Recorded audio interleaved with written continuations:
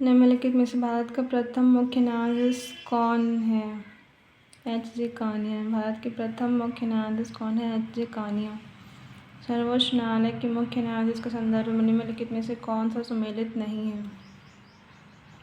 न्यायमूर्ति कुलदीप से सुमेलित नहीं है। सुमेलित कौन कौन है? न्यायमूर्ति V.N. खरे, न्यायमूर्ति H.S.H. कपाडिया, न्यायमूर्ति Y.K. सबरवाल, न्यायमूर्ति V.N. खरे सन 2002 से सन 2004 तक रहे। न्यायमूर्ति कुलदीप सिंह। किस बेसिस पे डिफ्रेंशिएट किया गया है कि उपरोक्त न्यायाधीशों में कुलदीप सिंह का कार्यकाल 1 वर्ष का था, शेष सभी न्यायाधीशों का कार्यकाल 2-2 वर्ष का था। ठीक है, कुलदीप सिंह का जो कार्यकाल था वो 1 वर्ष का था और बाकी से शेष सभी न्यायाधीशों के जो कार्यकाल थे वो 2-2 वर्ष के थे। भारत के कौन से मुख्य न्यायाधीश ने सबसे लंबे समय तक कार्य किया है? भुवनेश्वर प्रसाद सिन्हा ने सबसे लंबे समय तक काम किया है। देखो, इसमें नोट में हम लोग पढ़ते हैं कि उपरोक्त में से सर्वाधिक कार्यकाल भुवनेश्वर प्रसाद सिन्हा उपरोक्त में से सर्वाधिक कार्यकाल भुवनेश्वर प्रसाद सिन्हा की है, किंतु सभी न्यायाधीशों में बी चंद्रचूड़ का कार्यकाल सबसे लंबा है। सर्वोच्च न्यायालय द्वारा खालिस्तान मामले में संविधान का आधारभूत ढांचा की अवधारणा का प्रतिपादन किया गया। केशवानंद भारती मामले। निम्नलिखित में से किन प्रावधानों के कारण भारतीय न्यायपालिका स्वतंत्र कहलाती है? न्यायाधीशों की नियुक्ति कार्यपालिका अध्यक्ष के द्वारा की जाती है। न्यायाधीशों का वेतन उनके कार्यकाल में जो है वो कम नहीं किया जा सकता। जो न्यायाधीश रहते हैं उनकी नियुक्ति कार्यपालिका अध्यक्ष के द्वारा की जाती है। कार्यपालिका अध्यक्ष कौन रहते हैं? राष्ट्रपति। फिर न्यायाधीशों की जो नियुक्ति है उनके कार्यकाल में कम, न्यायाधीशों का जो वेतन है उनके कार्यकाल में कम नहीं किया था। उनका कार्यकाल चल रहा हो तो पैसे वैसे कम नहीं किए जाएंगे, उनकी सैलरी कम नहीं की जाएगी। न्यायाधीशों की पदच्युति की प्रक्रिया कठिन है, मतलब पद से हटाने की प्रक्रिया कठिन है, क्योंकि 2/3 बहुमत से ही उनको पद से हटाया जा सकता है। फिर भारत का संविधान क्या जो है सर्वोच्च है? ये भी सही है, भारत का संविधान सर्वोच्च है, गलत है। न्यायाधीशों का जो कार्यकाल रहता है वो लंबा है। ठीक है, और उसके बाद फिर कार्यपालिका विधायिका और न्यायपालिका के मध्य क्या है? शक्तियों का पृथक्करण है, इसलिए जो भारतीय न्यायपालिका है स्वतंत्र कहलाती है। फिर भारत के सर्वोच्च न्यायालय के अधिकार क्षेत्र के संबंध में निम्नलिखित में से क्या है? कौन सा सत्य है? यह भारत का सर्वोच्च अपीली न्यायालय है। भारत का जो सर्वोच्च न्यायालय सर्वोच्च अपीली न्यायालय है, मतलब इसके ऊपर और कोई न्यायालय नहीं है जहाँ पे हम लोग इनके अगेंस्ट, सर्वोच्च न्यायालय के अगेंस्ट केस कर सकें। राष्ट्रपति सर्वोच्च न्यायालय से क्या लेते हैं? सलाह ले सकते हैं, पर वह उसके लिए बाध्यकारी क्या है? नहीं है। तो राष्ट्रपति सर्वोच्च न्यायालय सलाह लेते हैं पर वह उसके लिए बाध्यकारी नहीं। राष्ट्रपति पर महाभियोग संसद में चलाया जाता है, सर्वोच्च न्यायालय में नहीं चलाया जाता। भारतीय संविधान के अनुसार सर्वोच्च और अंतिम न्यायिक अधिकरण कौन सा है? सर्वोच्च न्यायालय। सर्वोच्च न्यायालय की जो स्थापना हुई 26 जनवरी 1950 को हुई। देश का एक ही सर्वोच्च न्यायालय है जो दिल्ली में है। उच्चतम न्यायालय के गठन संबंधी प्रावधान अनुच्छेद 124 में है।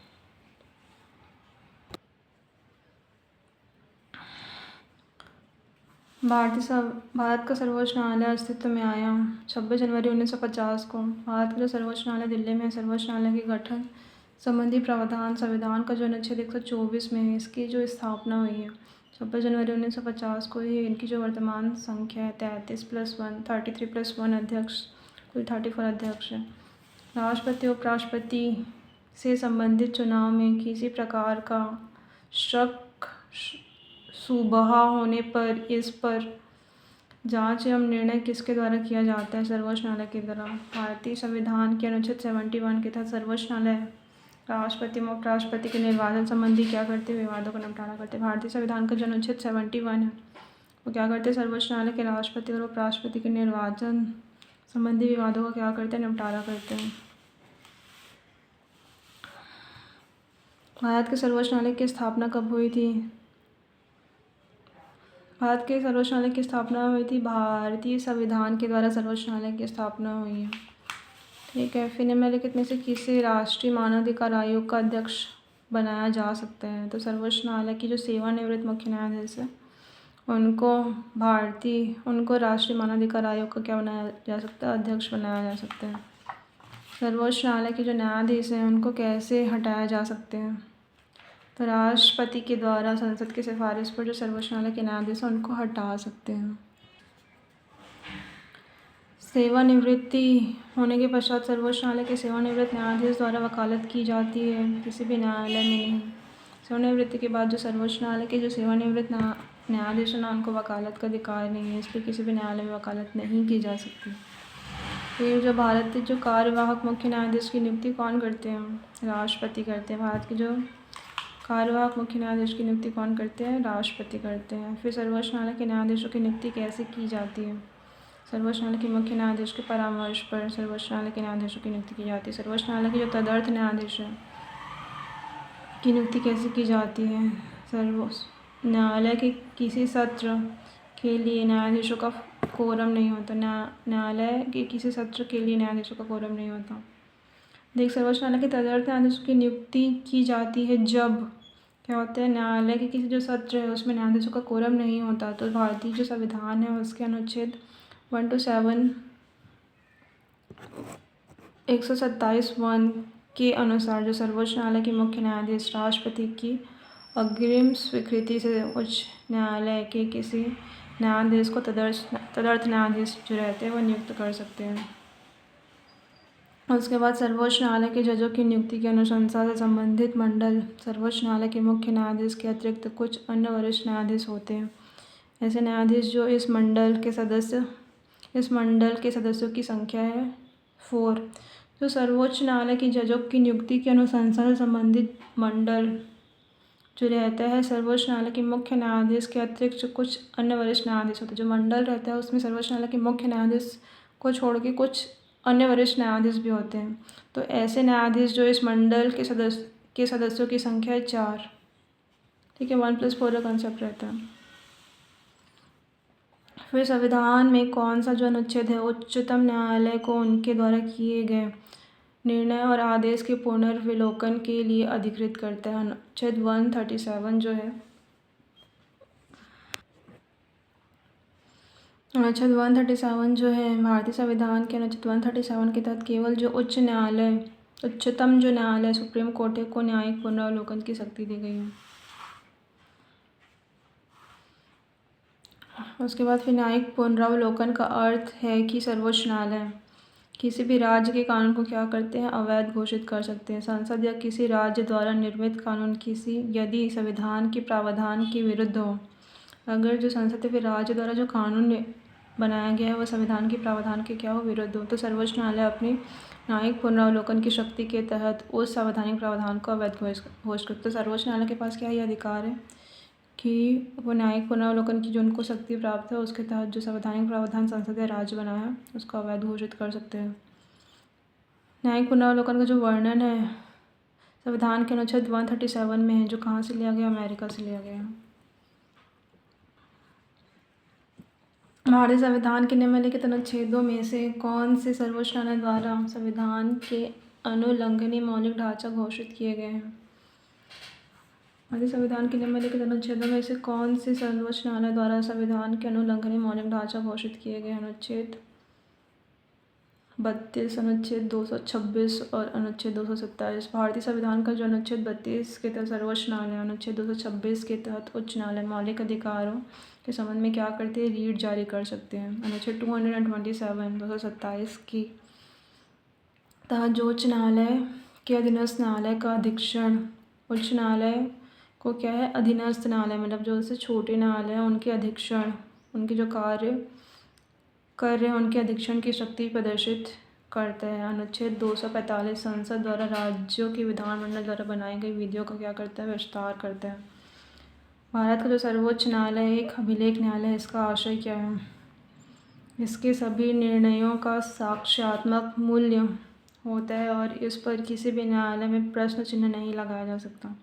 सर्वोच्च न्यायालय, भारत का सर्वोच्च न्यायालय एक अभिलेख न्यायालय है, इसका आशय है कि इनके जो सभी निर्णय उनका साक्ष्यात्मक मूल्य होता है और इस पर किसी भी न्यायालय में प्रश्न चिन्ह नहीं लगाया जा सकता।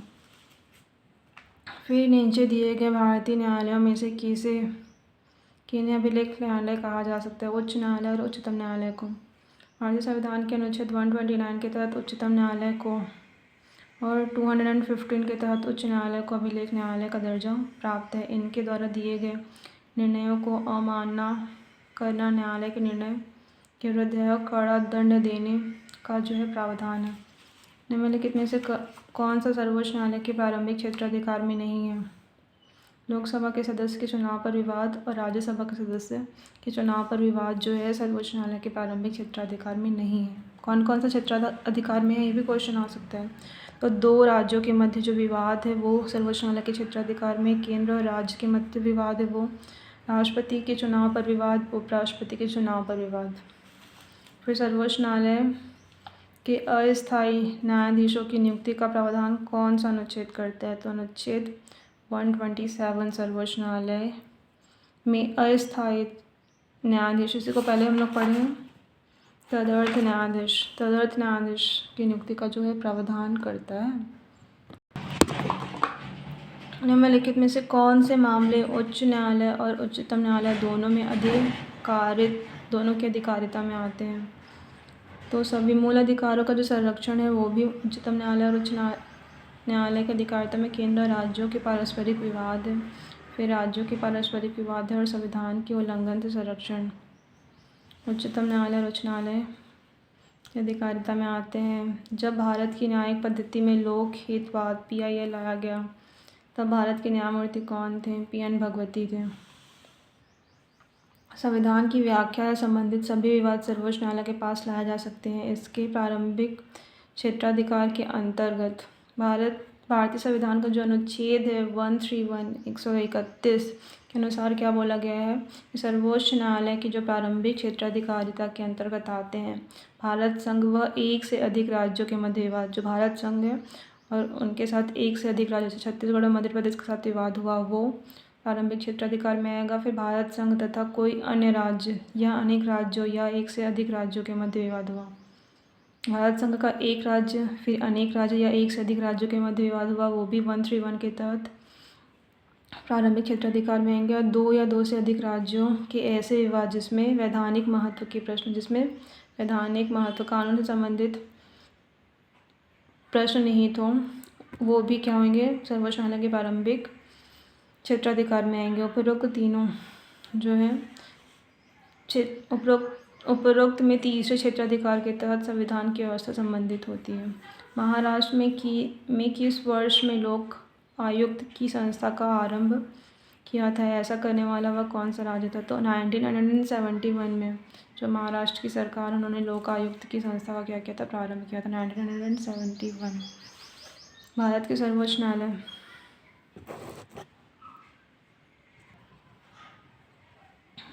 फिर भारत के सर्वोच्च न्यायालय में निम्नलिखित में से किस प्रकार के न्यायाधीशों की नियुक्ति की जा सकती है?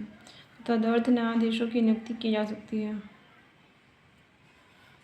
ठीक है, अतिरिक्त न्यायाधीशों की नियुक्ति गलत है, अतिरिक्त न्यायाधीशों की नियुक्ति नहीं की जा सकती। तदर्थ न्यायाधीशों की जो नियुक्ति का प्रावधान है केवल सर्वोच्च न्यायालय में, किसी अन्य न्यायालयों के लिए, जबकि अपर एवं अतिरिक्त एवं कार्यकारी न्यायाधीशों की नियुक्ति का प्रावधान अनुच्छेद 224 के अंतर्गत केवल उच्च न्यायालय में, सर्वोच्च न्यायालय में नहीं। सर्वोच्च न्यायालय में केवल और केवल तदर्थ न्यायाधीशों की नियुक्ति का प्रावधान है। अतिरिक्त अपर और कार्यकारी न्यायाधीशों की नियुक्ति का प्रावधान सर्वोच्च न्यायालय में नहीं है।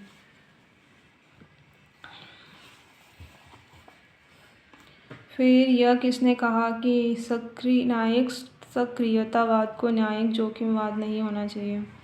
न्यायमूर्ति A.S. आनंद ने बोला है। भारत के पूर्व न्यायमूर्ति A.S. आनंद ने एक सार्वजनिक व्याख्यान में यह कहा है कि न्यायिक सक्रियतावाद को न्यायिक जोखिमवाद नहीं होना चाहिए। फिर 2 या अधिक राज्यों के लिए एक ही उच्च न्यायालय की स्थापना के विषय में सही क्या है? संसद विधि द्वारा 2 या अधिक राज्यों के लिए क्या करती है? एक ही उच्च न्यायालय की स्थापना कर सकती है। जो संसद है विधि द्वारा 2 या अधिक राज्यों के लिए क्या कर सकती है? एक ही उच्च न्यायालय की स्थापना कर सकती है। कथन 1 से भारतीय जो संविधान है उसका अनुच्छेद 214 से 231 तक प्रत्येक राज्य के लिए एक ही उच्च न्यायालय का क्या प्रावधान है। संविधान का जो अनुच्छेद 7वें संविधान संशोधन 1956 के तहत संसद को क्या ये अधिकार है कि संसद चाहे तो 2 या 2 से अधिक राज्यों या संघ क्षेत्रों के लिए संयुक्त न्यायालय का क्या कर सकती है, प्रावधान कर सकती है। कौन सी तदर्थ समिति नहीं है, आपके पद से संबंधित संयुक्त समिति। कौन सी तदर्थ समिति है, इसमें देखना है कि खाद्य के मूल्य संबंधी संयुक्त समिति, रेल अभिसमय समिति, संसद भवन परिषद में सुरक्षा संबंधी समिति तदर्थ समिति है। भारत के उच्चतम न्यायालय के परामर्श क्षेत्राधिकार के संबंध में क्या सही है। परामर्श क्षेत्राधिकार संविधान के अनुच्छेद 143 में उल्लिखित है। राष्ट्रपति ने सबसे पहले दिल्ली कानून अधिनियम 1951 के लिए उच्चतम न्यायालय के परामर्श क्षेत्राधिकार का संदर्भ क्या दिया है। सुप्रीम कोर्ट ने कार्यस्थल महिलाओं के छेड़छाड़ को मौलिक अधिकारों का हनन का अपराध मानने वाला विशाखा दिशा निर्देश कब जारी किया है, 1997 में।